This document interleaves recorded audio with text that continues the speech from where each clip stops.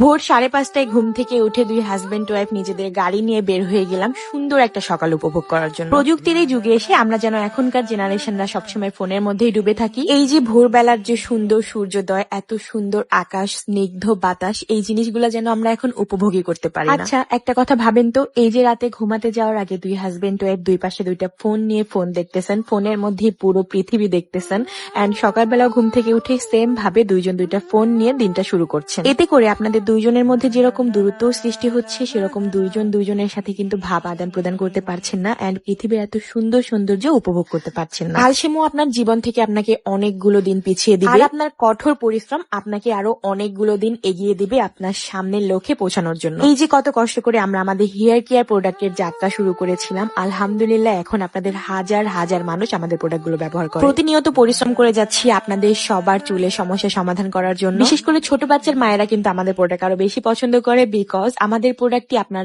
বেবির চুল অনেক ঘন করবে, পাতলা থেকে মজবুত করবে, সোজা করবে, এন্ড কতটা কোকড়ানো চুল থেকে আপনার চুল স্ট্রেট হবে সেটা তো আপনারা সংগ্রামের চুলে প্রমাণ পেয়েছেন। অনেক বেশি শান্তি লাগে যখন প্রেগনেন্সি আপুরা বলে যে আপু আমার চুল পড়া একদম বন্ধ হয়ে গেছে, এন্ড ছোট বেবির মায়েরা ফোন দিয়ে বলে যে আপু অনেক অনেক থ্যাঙ্কস, আমার মেয়ের অনেক বেশি জটা চুল ছিল যার কারণে ওর চুল আসানোর সময় অনেক বেশি কষ্ট হতো, বাট এখন ওর চুল প্রায় 50% স্ট্রেট হয়ে গিয়েছে। আলহামদুলিল্লাহ, সৎভাবে বিজনেস করলে আল্লাহ কখনো কাউকে নিরাশ করে না, এটা নিজেরাই প্রমাণ পেয়েছে। যাই হোক, আপনারা যারা আমাদের প্রোডাক্ট গুলো অর্ডার করতে চান তারা কিন্তু আমাদের ইনবক্স করে ফেলেন, আমি কিন্তু ক্যাপশনে আমার পেজটা মেনশন করে দিব, এন্ড আমি কিন্তু কমেন্টে হোয়াটসঅ্যাপ নাম্বার দিয়ে রাখবো। যাই হোক, আজকে উঠেছিলাম আমরা ভোর 5টার সময়। আসলে সকালবেলার এই সৌন্দর্যটা কিন্তু আমাদের সবারই উপভোগ করা দরকার। সকালবেলা এত সুন্দর একটা প্লেসে আসছিলাম, আসলে আমার মামাতো ভাইয়ের এটা প্ল্যান ছিল যে এই জায়গাটাতে আসার জন্য সকালবেলা, তো আমরা ভোর 5:30টার সময় রওনা দিয়েছিলাম, আর এখানে আসতে আসতে আমাদের 5:40 বা 5:30 বেজে গিয়েছিল। জায়গাটা কিছু সময়ের জন্য মনে হচ্ছিল যেন আমরা কুয়াকাটা চলে আসছি, এত সুন্দর একটা প্লেস। আমি জায়গাটার নাম বলতে পারবো না, তবে হচ্ছে পাবনা হার্ডিং ব্রিজের অপোজিট পাশে এই জায়গাটা ছিল। সকালবেলা উঠে শুরুতেই সংগ্রামের মনটা খারাপ ছিল, কারণ ওর ঘুম ভাঙতেছিল না, কারণ আমরা কিন্তু নিজেরাও একটু দেরি করে উঠি, বাট এখন চেষ্টা করতেছি যে একটু সকাল সকাল ওঠার জন্য।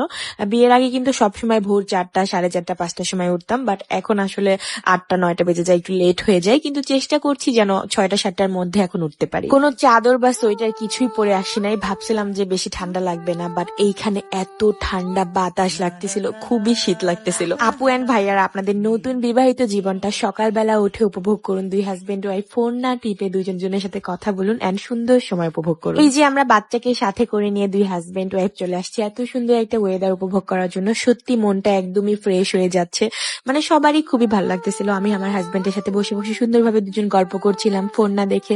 আসলে এই জিনিসগুলো আমাদের লাইফে খুবই থাকা ইম্পর্টেন্ট, খুবই থাকা দরকার। আমার এই আজকের ভিডিওটা আপনাদের যাদের কাছে অনেক অনেক ভালো লাগবে, আপনারা যদি আপনার হাজবেন্ডকে এই মেসেজটা দিতে চান যে আমরা সবাই চলো সকাল সকালে উঠি এন্ড ফোন একটু কম কম দেখি, তাহলে অবশ্যই কিন্তু আমার ভিডিওটা আপনার ফেসবুক পেজ অথবা আপনার ফেসবুক অ্যাকাউন্টে একটা শেয়ার করে রাখবেন। এখানে আমার মামাতো ভাই রেইন এন্ড তার ফ্রেন্ডরা সবাই সংগ্রামীকে দিয়ে ছবি তুলিয়ে নিচ্ছিল, সিনটা দেখতে খুবই ভালো লাগছিল, তাই ক্যাপচার করছিলাম। কি সুন্দর যে মিষ্টি মিষ্টি রোদ উঠেছিল, একদমই গরম লাগছিল না। শীতের সকালের এই রোদটা যে কতটা মিষ্টি।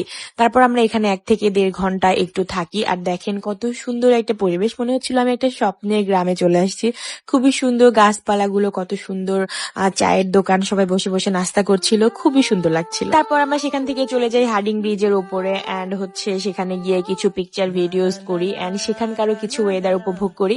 তো সব মিলিয়ে আজকের দিনটা অনেক বেশি ভালো লেগেছে। তো আমার আজকের ভিডিওটা আপনাদের কাছে যদি ভালো লেগে থাকে, অবশ্যই আমার ভিডিওতে একটা লাইক, কমেন্ট এন্ড একটা শেয়ার করবেন। তো আজকের ভিডিওটা শেষ করে দিচ্ছি এই পর্যন্তই, নেক্সট কোনো ভিডিওতে দেখা হবে, ততক্ষণ পর্যন্ত সবাই ভালো থাকবেন।